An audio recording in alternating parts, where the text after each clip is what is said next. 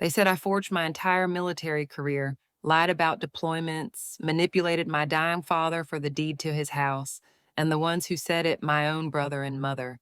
I stood in a federal courtroom, no uniform, no ribbons, just my name at stake.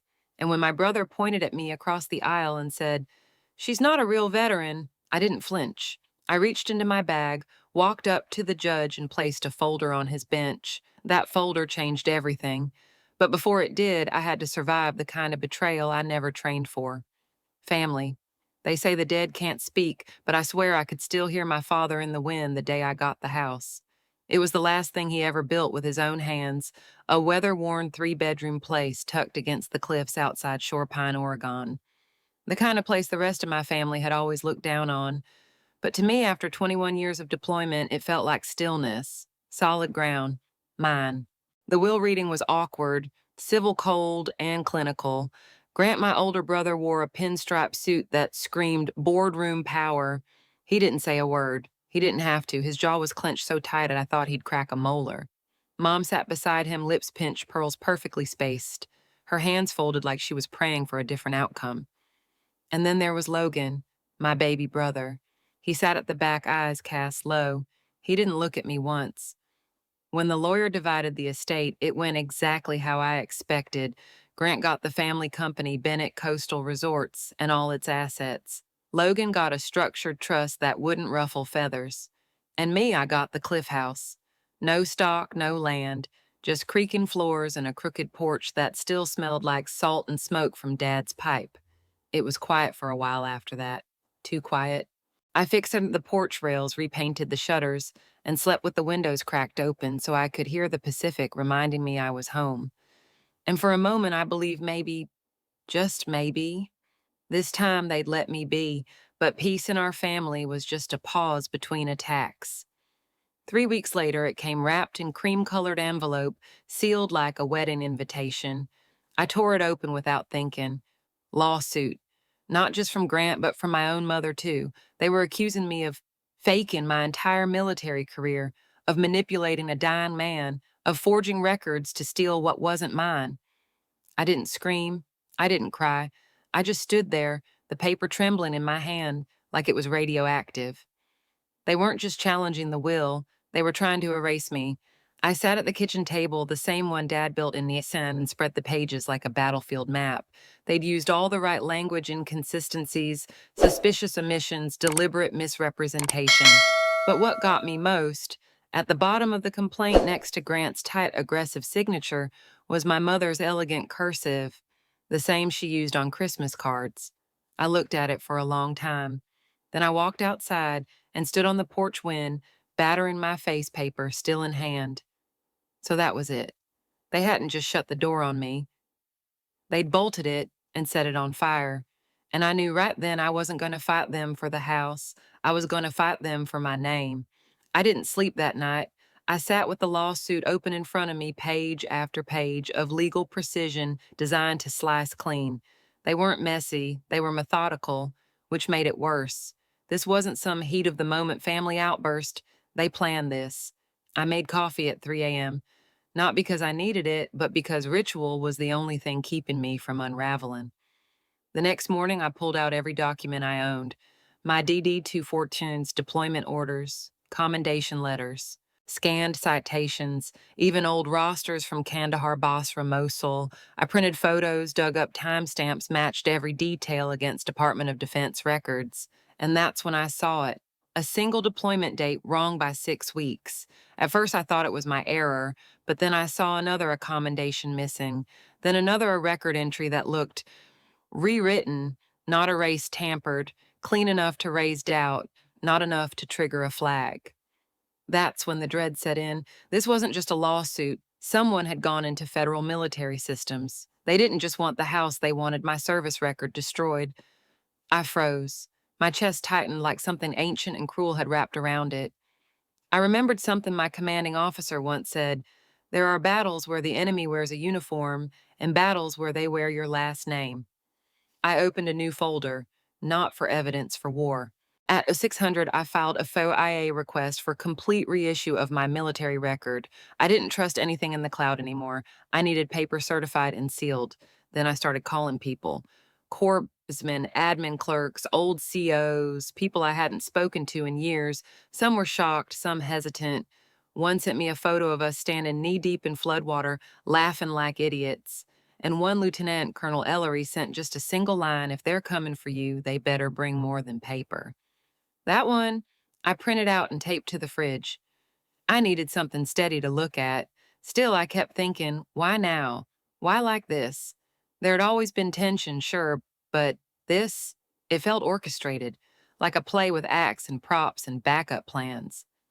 Then, around midnight, it came a text message, no name, no punctuation, just 5 words. We need to talk alone. My first instinct was to delete it, but something in me, maybe exhaustion, maybe instinct, made me pause. I typed one word back when 15 minutes later I was on the cliffs behind the house. The wind off the Pacific howled like it knew something I didn't, and Logan was already there. He looked smaller than I remembered. Logan stood near the edge, hunched over like the weight of what he carried had finally bent him. He didn't turn when I walked up, just kept staring out at the sea hand shoved deep into the pockets of his threadbare jacket. I didn't know it would go this far, he said. The wind snapped between us. I said nothing.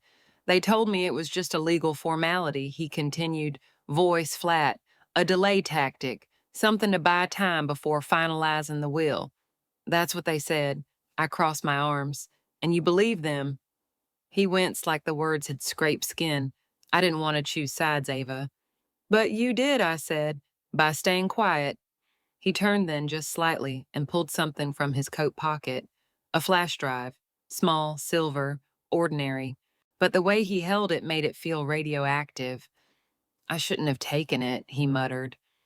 But I did. I reached out. My fingers brushed his brief and cold. Back inside, I slid the drive into my laptop. It clicked softly and then opened. And what I saw nearly knocked me backward. Dozens of emails between Grant and our mother, time-stamped long before Dad passed. Subject lines like estate narrative strategy. V8 record vendor timeline. Control public perception draft V2. They weren't just planning to challenge my military record. They hired a private cybersecurity firm to sanitize it, to deliberately create inconsistencies across federal systems, subtle enough to avoid alerts, but visible enough to cast doubt. As I scrolled faster. There were email chains discussing optics, management, press drafts ready to go public if I fought back, even communications with a notary unlicensed from another state who allegedly signed Dad's last amended will. Then came the financial records, accounts under my name, allegedly for veteran charities, but none of the funds ever made it to real organizations. It was a blueprint, not just to discredit me, but to erase me, publicly, legally, emotionally. Behind me, Logan spoke. You were never supposed to win, he said, barely audible. Just fade. I turned around. He leaned against the doorframe, now eyes sunken. Guilt clung to him like mildew. Why now, I asked. He hesitated, then swallowed hard. Because you're the only one in this family who never asked me to pretend. We stood there, not hugging, not forgiving, just two people watching the same fire burn from opposite sides. Then quietly he said, do something with this because I can't, and walked out. I stared at the screen again. They tried to rewrite my entire life, but now I had the pen. I didn't sleep that night either, but this time it wasn't fear that kept me up. It was clarity. For years I'd been trained to map out worst-case scenarios, routes, contingencies, fallback positions, but nothing had prepared me for a war where the enemies shared my blood type. I cataloged everything on that flash drive, dates, names, IP trails, metadata. At sunrise, I called Karen Briggs, my attorney. She picked up on the first ring. I was hoping this wasn't a social call, she said. It's not, I replied. I have evidence, a lot of it. Within 2 days, we'd organized a counter case strong enough to crack pavement. Karen was surgical, everything documented, every email thread time-stamped, every financial movement tracked, every forgery analyzed by a digital forensics expert we brought in privately. We even found the fake notary who ironically had been caught in a separate fraud case months ago. The moment Karen saw the press drafts, she said one thing, your brother plays chess, but he never expected you to flip the board. The night before the hearing, I drove to the house my father left me, the only place I could breathe. The wind was soft that evening. The porch light flickered from an old fixture I hadn't replaced. Inside Dad's field jacket still hung on the hook by the door, and on the mantel I had placed a framed photo of my unit in Baghdad, 8 of us all smiles mud up to our thighs. People I bled with, people who'd seen me at my worst and still called me ma'am. And now my own family wanted to erase all that, but not tomorrow. Tomorrow that they'd hear me. The next morning, I didn't wear my uniform. No medals, no insignia. I wanted them to see me, not the rank, not the ribbons, just me, Ava Bennett. I walked into the federal courtroom in downtown Portland 15 minutes early. The room was colder than I remembered. Fluorescent lighting, polished floor, reporters lining the back row silent but ready. Grant was already at the plaintiff's table, tailored gray suit, Rolex, the same smug smile he used at board meetings and birthdays. Our mother sat beside him, silent, rigid, pearls again, always the pearls. Logan sat alone 2 rows back, no expression, just hands tightly clasped. Then the judge entered. Honorable Raymond Kenner, steel gray eyes, no small talk. Opening statements began. Grant's lawyer painted me as the estranged sister who came back only when property was on the table. Claimed I reconstructed my service record to manipulate our dying father. Called it an unfortunate misunderstanding, rooted in emotional grief. Then Grant stood. He looked straight at the judge and said the words I'll never forget. With all due respect, Your Honor, she's not a real veteran.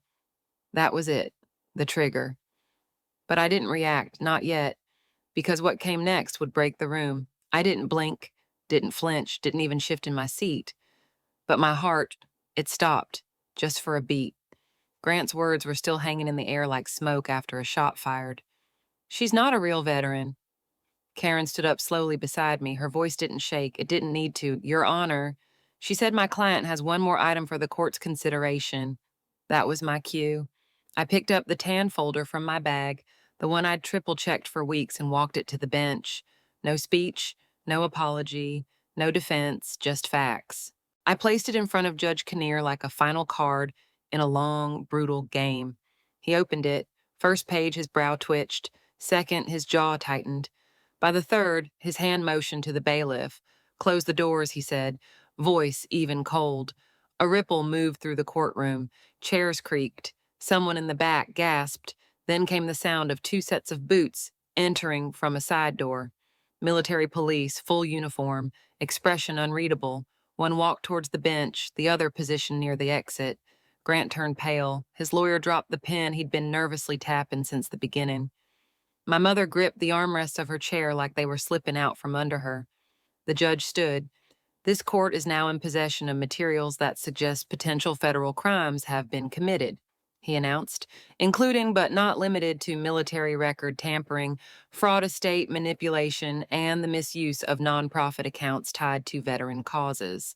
The room inhaled all at once, like someone had yanked the oxygen out of the walls. He turned to Grant's table. Effective immediately, this civil proceeding is suspended pending review by federal prosecutors. The silence that followed was absolute. Grant opened his mouth, but nothing came out. The man who ran board meetings, charmed investors, and silenced dissent with a grin now looked hollow, like someone had cracked him down the middle. His attorney tried to stand reflex, maybe, but the MP behind him raised a hand. He froze. And Mom, she turned to me for the first time in years. But not with anger, not even guilt, just disbelief, like she'd bet on a storm and the sun showed up instead. I didn't look away, I didn't smile, because this wasn't victory, this was a reckoning. Judge Kinnear handed the folder to the MP nearest him. Inside were everything they thought I'd never keep financial trails through shell charities. Emails with subject lines like optics draft, leverage angle, and timeline for discreditation.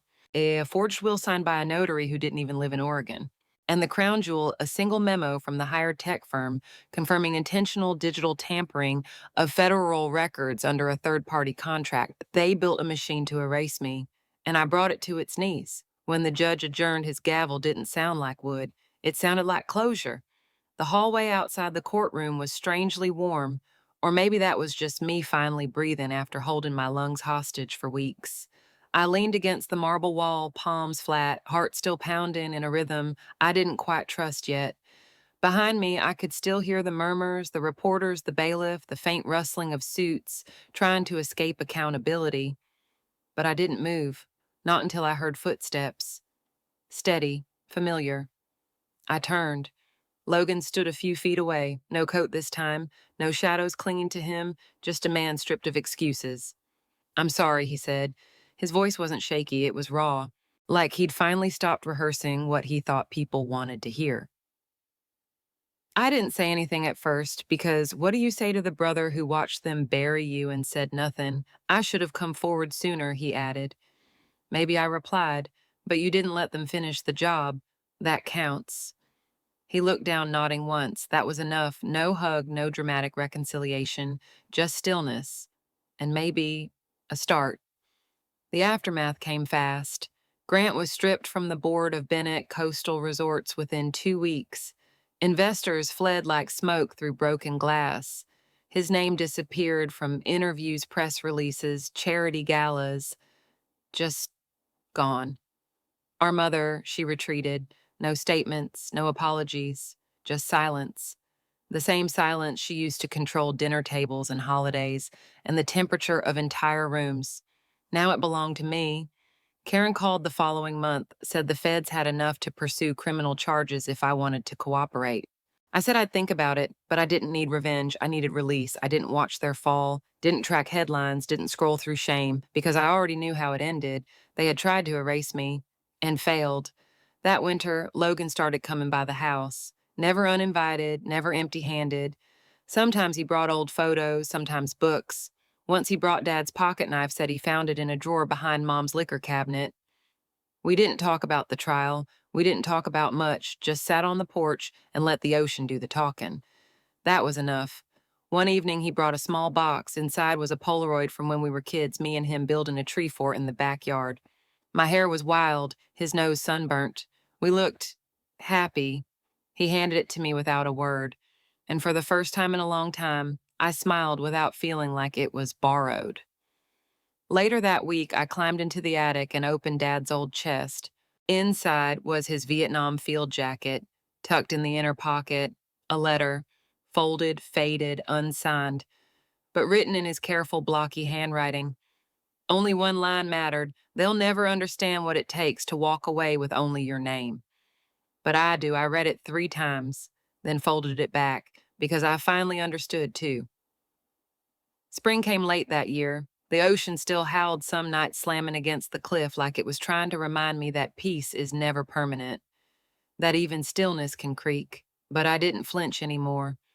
I spent March building something small behind the house. Just a patch of lavender, a stone path, a bench I sanded and sealed with my own hands. On the backrest, I carved one word, honor. Not for them, for me. Some evenings, I'd sit there with a mug of black coffee and let the wind pull the past out of my lungs slowly, patiently, like it knew how long I'd carried it. The courtroom, the betrayal, the silence, they didn't vanish. They just stopped owning me. One morning, Logan showed up with a newspaper and an old copy of Dad's favorite book, The Old Man and the Sea. He didn't say anything when I opened the door, just lifted the bag and nodded toward the porch. We sat there for hours, didn't talk, didn't need to. Sometimes the best apologies are silent. Other times they come in the form of a man finally showing up where he never did before, and I never saw Grant again. Not in person. He disappeared from the company then, from public life. I heard rumors, investors distancing interviews, rescinded, speaking gigs canceled. His fall was swift, sharp, and eerily quiet, the kind of silence he once used as a weapon. Mom faded even faster, moved somewhere in the Carolinas from what I was told. No forwarding address, no apology letter, just vanished. As if disappearing could undo the echo of what she did, but I wasn't waiting for either of them anymore. Because here's the truth, I didn't win. Not in the way people think. I didn't rise from the ashes with medals and press conferences. I didn't get the sweet taste of revenge served cold. I got something better. I got to keep my name. And in a family like mine, that was everything. The house still shifts when the wind picks up. The porch creaks when I walk across it. Some days I swear I can still smell Dad's pipe smoke near the fireplace. But it's not haunted here, not anymore. It's sacred. Because the truth didn't save me in a courtroom. It saved me in the quiet afterward when no one was watching. I'm not a hero. I'm not a victim. I'm just Ava Bennett, and I'm still standing. Some people think betrayal comes loud with slammed doors and screaming matches, but sometimes it shows up in silence, in signatures, in court filings, in the people you once called family, choosing to rewrite you out of their story. I didn't just survive a lawsuit. I survived being erased by the very people who were supposed to protect me. And I didn't fight back with rage or revenge. I fought back with truth, with proof, with the name my father taught me to carry even when it got heavy. It cost me, but I'm still here. And now when I sit on my porch and hear the wind move through the lavender, I don't feel like I'm bracing for the next storm. I feel still. So let me ask you, what would you do if your own mother and brother tried to erase who you are because your truth didn't fit their version of the story? Would you fight or walk away? Let me know in the comments. If this story hit something inside you, share it. There are more of us out there than you think, and sometimes all it takes to feel seen is knowing someone else refused to disappear.